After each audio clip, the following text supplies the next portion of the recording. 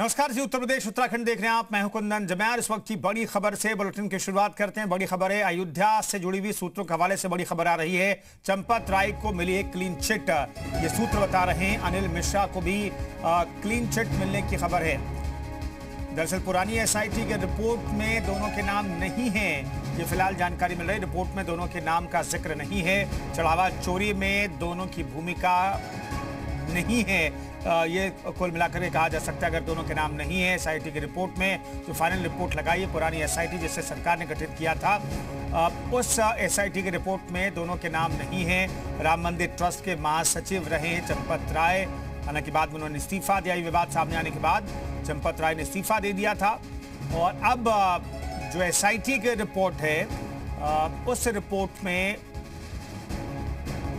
उनका नाम नहीं है। विशाल हमारे साथ मौजूद हैं। विशाल, क्या क्या इस रिपोर्ट में है, क्या सूत्र जानकारी दे रहे हैं? देखिए, बिल्कुल आपको बता दें कि एसआईटी की रिपोर्ट जो सौंपी गई है ट्रस्ट को, उसमें सूत्रों के अनुसार ये जानकारी निकल के आ रही है कि चंपत राय और अनिल मिश्रा की भूमिका चंदा चोरी में सीधे तौर पर नहीं पाई गई है। मतलब प्रत्यक्ष रूप से इन दोनों की भूमिका नहीं पाई गई है। केवल जो 8 आरोपी गिरफ्तार हुए थे उन्हीं की भूमिका पाई गई है। ऐसे में ये कहा जा सकता है कि चंदा चोरी मामले को लेकर अब एसआईटी की जो रिपोर्ट, जो पुरानी एसआईटी, चूंकि देखिए सुप्रीम कोर्ट के निर्देश के बाद नई एसआईटी गठन कर दी गई थी। ये 3 सदस्यीय एसआईटी जो है ये विजय विश्वास पंत की अगुवाई में बनाई गई थी और इसी ने अपनी रिपोर्ट जो है वो बाकायदा गृह विभाग को सौंपी और गृह विभाग ने बाकायदा इस रिपोर्ट को ट्रस्ट को सौंप दिया। चूंकि ये इस रिपोर्ट को लेकर अब जो है तमाम जो कार्रवाइयां हैं वो पहले ही हो चुकी हैं कि 8 लोग गिरफ्तार हो चुके हैं। तो अब इस रिपोर्ट में ये बात निकल के आई है कि चंदा चोरी मामले में सीधे तौर पर प्रत्यक्ष रूप से ना तो चंपत राय की भूमिका है और ना ही अनिल मिश्रा की भूमिका पाई गई है।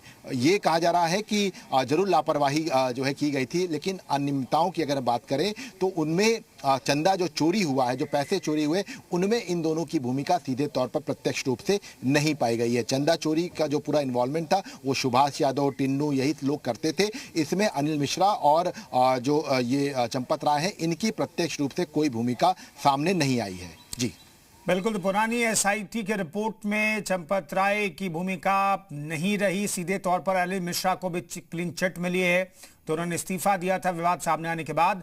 और जो पुरानी एसआईटी की रिपोर्ट है उसमें कहा गया कि इन दोनों की प्रत्यक्ष तौर पर इस चंदा चोरी के मामले में कोई भूमिका नहीं है।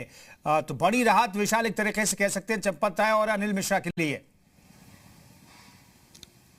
देखिए, बिल्कुल अनिल मिश्रा और चंपत राय के लिए बड़ी राहत है और ये इसलिए भी कहा जा रहा है क्योंकि लगातार जब विवेचना चल रही थी इस बात को लेकर स्पष्ट होने लगा था कि चंपत राय और अनिल मिश्रा का सीधे इन्वॉल्वमेंट चंदा चोरी मामले में नहीं आ रहा था। ये जरूर आ रहा था कि इन्होंने जानबूझकर अनदेखी की, अपने जो लोग थे जिन्होंने भरे वो गलत तरीके से भरे, तमाम तरह की जो लापरवाही थी वो देखी गई। लेकिन जो चंदा चोरी में, जो राम मंदिर चंदा चोरी में जो अनिल मिश्रा और चंपत राय का नाम आ रहा था कि इनकी चोरी में भूमिका है, तो उस भूमिका से एसआईटी की रिपोर्ट ने इंकार कर दिया है। कहा है कि प्रत्यक्ष रूप से कोई भी भूमिका नहीं पाई गई है। चूंकि इस पूरे मामले को लेकर पुलिस जांच कर रही है। अब सुप्रीम कोर्ट के आदेश के बाद एक नई एसआईटी गठित कर दी गई है। तो अब जो पुरानी एसआईटी है, हालांकि इस एसआईटी की रिपोर्ट का बहुत ज्यादा अब औचित्य नहीं रहता है क्योंकि जो पुरानी एसआईटी को भंग करके नई एसआईटी जो है बनाने के लिए कह दिया गया था। तो लेकिन उस चूंकि औपचारिकता होती है, रिपोर्ट सबमिट करनी होती है, तो उस एसआईटी ने जो रिपोर्ट दी है उसमें इन दोनों की भूमिका नहीं पाई गई है प्रत्यक्ष रूप से।